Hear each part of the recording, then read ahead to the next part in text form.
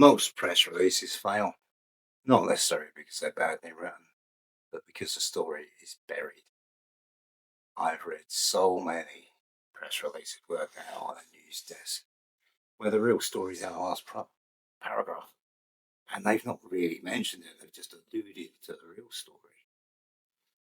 And with a lot of journalists, because they're busy by then, you probably lost them because they probably won't read down to the bottom of the page.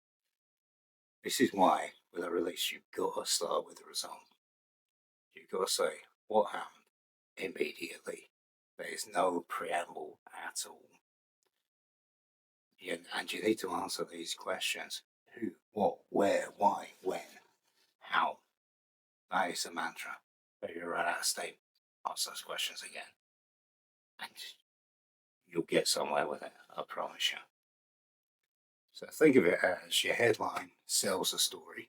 You say what happened, and your first paragraph tells it. You tell that in one sentence and ask all or most of those questions: the who, what, when, where, why, how.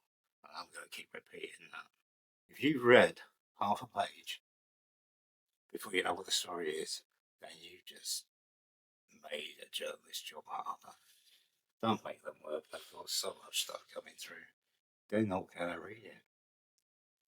All the other stuff that's put in a release is supported information. You can underneath all that put some background, put some quotes, further information, contact info, if pictures are available, if you want to come around and take pictures, if you want an interview, put the contact details in there.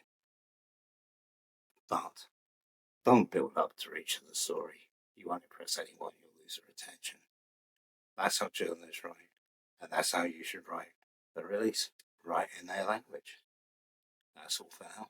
Any resources I think you might find helpful be linked in the description below. Thanks for watching.